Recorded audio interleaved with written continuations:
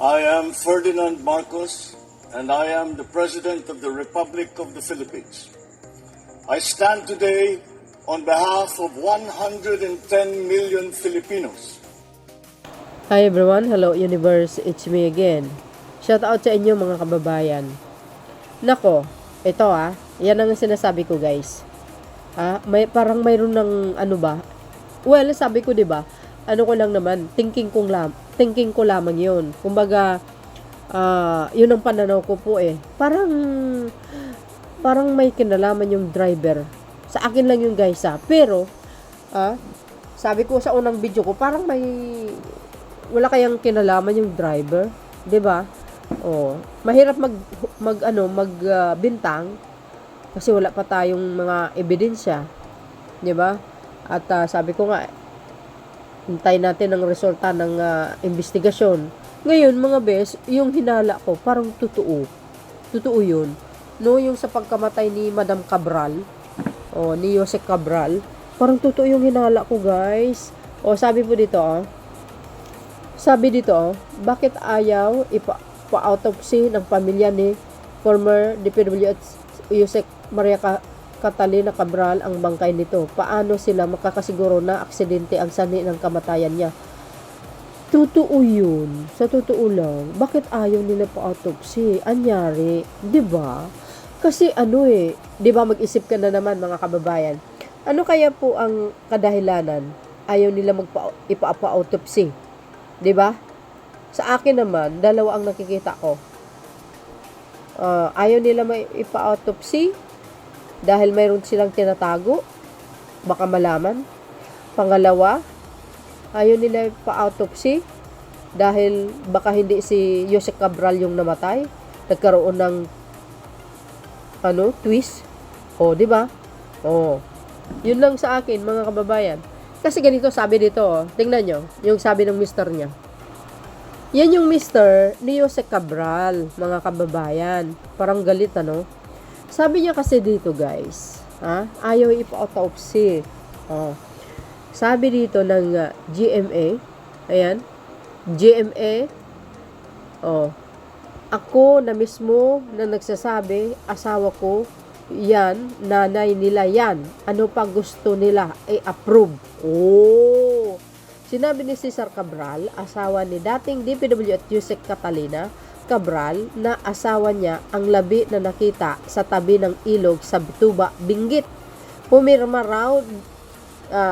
rin daw si Cesar ng waiver para hindi na isa sa ilalim sa autopsy si Catalina. Nako. Ang purpose lang naman dito mga kababayan is para malaman kung ano ang cause nung date pagkamatay niya, 'di ba? Para malaman kasi posible na itinulak siya. 'Di ba? Itinulak siya. Posible po 'yun Sabi kasi nung driver, iniwan niya. Alam nyo, ang tanong sa oras ng gabi or madaling araw, bakit iniwan niya si Jose Cabral doon? Na dapat hindi niya iniwan, doon lang sana sa tabi. 'Di ba? Baka kaya may relasyon sila, nag-away. Ayan na naman ang isip ko, guys. Isip ko lamang Hindi ko alam. 'Yun ang inisip ko lang. Pasensya po kayo. Kumbaga mayroon tayong kanya-kanyang mga theory, ika nga. So, ang isang tanong ko, bakit itong mister ni Jose Cabral, hinayaan niya na yung misis niya pupunta sa lugar na yon na oras ng gabi? Bakit hindi niya sinamahan? Ang tanong, 'di ba? Maraming katanungan, guys. Marami as in na hindi masagot. Ano ba talaga? Well, malalaman po natin sa totoong investigasyon. Minsan magtataka ka na lang, bakit ayaw ipa-autopsy? Ano po ang mayroon? Ano ang tinatago ng mister niya? You see, guys? Either hindi kaya may kinatatakutan, ayaw niya maipa-autopsy, baka hindi si Jose Cabral yun. Marami spekulasyon, guys. Ayan, sabi dito, karapatan namin na magbigay kami ng waiver. Ba't namin pa ipapa-autopsy pa? Wala naman silang nakitang foul play. nagdudusa na kami, tapos itong maramdaman mo, papahirapan ka pa. Ako na mismo nagsasabi, asawa ko yun, nanay nila yan, ano pa gusto nila i-approve. Well, hindi naman kayo pinahirapan, sir. Ang hinihiling lang ng pamahalaan kung pwede ipa-autopsy para malalaman or makasigurado kung ano ang ikinamatay ng misis mo. Nang sa ganon, malaman nyo. Ngayon, kung may foul play, ang magbabayad yung salarin. Yun lang naman doon, guys, ang punto dito eh. 'Di ba? Oh, yun ang punto dito. Para malaman kung yan nagpakamatay or mayroong foul play or sino ang nasa likuran. Kung ito po ay may foul play, dapat makulong yung dapat makulong. Sino ang mastermind? Oh, alam natin, maraming alam ito si Yusek Cabral. Bakit? Ayaw mo ba mabigyan ng hustisya yung misis mo? If ever na, na tinulak pala siya? Wow. Kahit sabihin mo, asawa mo yun, identified mo na misis mo yun, oo nga, nandoon tayo. Pero kailangan ng autopsy para malaman kung ano ang cause of death. Ganun lang kasimple yun eh. Pag may foul play, natural. Managot ang dapat managot. Makulong ang dapat makulong. Yun po ang saligang batas. Oh. 'Di ba? Ay nako. Ewan ko. Maraming spekulasyon, guys, kung bakit ang pamilya nito ayaw magpa-autopsy. Hindi kaya may ito na naman ako, no? Iba na naman yung inisip ko, mga kababayan. Hindi kaya tinakot sila? Hindi kaya tinakot sila? Oh. Nasasabihin na, pag pa-autopsy nyo yan, may kalalagyan kayo? Sino kaya? 'Di ba? Tinakot kaya sila ng mga taong nasa likuran nito sa pagkamatay ni Cabral if ever may foul play? 'Di ba? Ang ibig ko sabihin, bakit ayaw niya ipa-autopsy? Ayaw niya ba mabigyan ng hustisya yung misis niya sa kanyang pagkamatay? If ever ito may foul play? 'Di ba? Dapat mabigyan ng hustisya yung tao. Oh. Ano bang dahilan talaga? Ayaw niya ipa-autopsy. Ako, guys, isa lang nakikita ko, may tinatago. Di ba? Kahit sabihin mo, alam na yung asawa mo na nga yun, pero kailangan pa rin ng ipakita, pa-autopsy. Baka pinatay.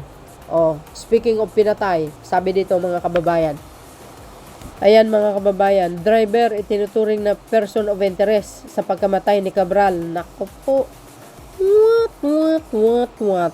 Guys, kung totoo man ito, hindi po ako nagkamali sa iniisip ko. Oh, sinasabi nga natin eh. Kung totoo sabi dito, December 19, 2025. Sabi po dito ng Abante, itinuturing ng person of interest ng Philippine National Police ang driver ni dating DPWH Undersecretary Maria Catalina Cabral na si Cardo Hernandez. Ayon sa ulat ni Duby de Guzman sa agenda ng Bilyonaryo News Channel, marami umanong baling buto. What? Si Cabral nang ma-recover ng mga bombero ng Tuba Fire Station. Oh my goodness, guys. Anong palagay nyo? Kwento ng driver ni Cabral alas 2 ng madaling araw nitong December 18 mula sa bahay ng huli sa Tatalon, Quezon City, bumiyahe sila paakyat ng Bagyo. What the hell? Ito na nga ang sinasabi natin eh. Oh, sabi dito mga kababayan, tuloy natin. Sabi dito, pansamantala umano silang tumigil pagdating sa Quezon Road. Umaga po dito po kami sa Quezon Road. Nagtambay po kami, nagtatanggal ng stress, tapos pinaalis po kami ng mga pulis kasi bawal po, accident prone yung lugar.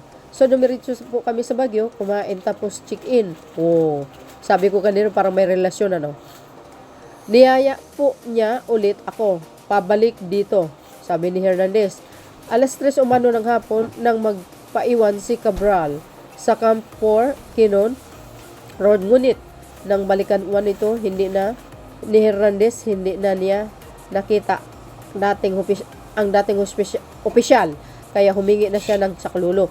Base pa umano sa kwento ng driver, mula sa konkretong barrier tumalon si Cabral at tumama sa naglalakihang bato sa ilog, there's possible na nagkandabali-bali ang buto niya. Pwede yun. Pwede, di ba, mga bes? Bali-bali. Tinatayang nasa 40 hanggang 50 metro umano ang lalim ng bangin. Wow, medyo mataas na rin konti. Inimbitahan ng mga Tuba Municipal Police Station si Hernandez para maimbestigahan dahil siya ang huling nakasama ni Cabral bago pumanaw. I'm ghost. Ayan guys, Naku, kailangan mailagay sa sa kustodiya ng NBI dyan sa Maynila si Mr. Driver. Baka mamaya siya ang susunod, mga kababayan. Naku, delikado to. Ay nako. Kayo mga bes, ano po ang kapalagayan tungkol dito? Tama ba na nagkanda putol-putol yung buto? Well, kasi mga kababayan, marami kasing yung palaisipan. 'Di ba? Naglasog-lasog yung buto or tawag dito, bali-bali ang buto. Well, kayo na pong bahalang mag-analisa, mga kababayan. Anong palagay nyo? Involved kaya si Manong Driver? Hindi natin alam. Hindi pa tapos ang investigasyon. Malalaman natin sa takdang panahon. Wow, grabe. Kung siya po ay involved sa pagkamatay ni Yusek Cabral, palagay ko may mastermind ito, guys. May nag-uutos dito. Maniwala kayo. If totoo ito, 'di ba? Sabi ng mga nagko-comment, basahin po natin. No perfect crime. Yes. Bakardo yan. Agay. Sure ball millions ang offer once in a lifetime. Yes. If ever na involve yung driver ni Yusek Cabral, matik na po yan. Milyon ang kapalit yan. Ang tanong, sino po ang nasa likuran? Naisip nyo ba ang naisip ko? Well, kung pareho tayo ng pag-iisip, guys, well, baka yun na yun. 'Di ba? Malamang ang mastermind ay yun. Itinuro niyang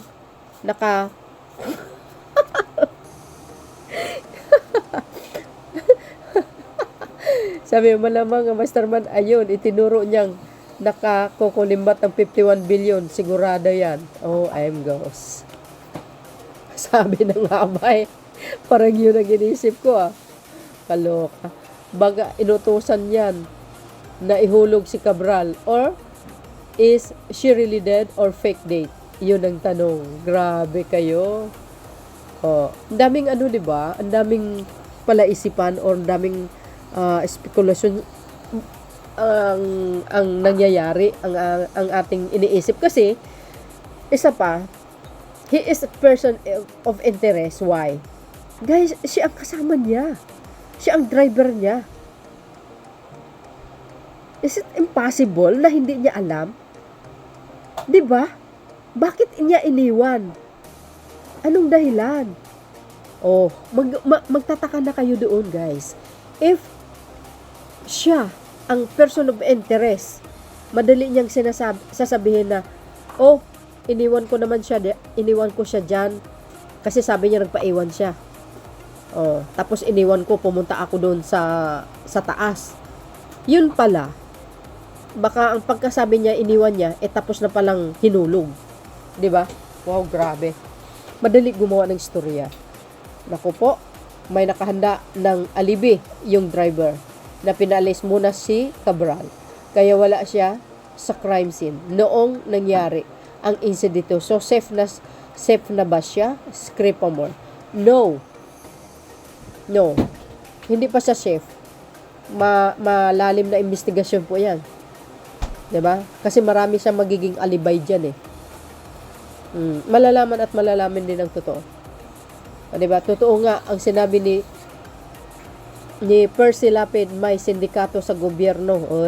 So gago. Itanong mo kay Sara Duterte. Ulul. Kung siya man, malamang may mastermind din. Kasi ano ang motibo? Yes.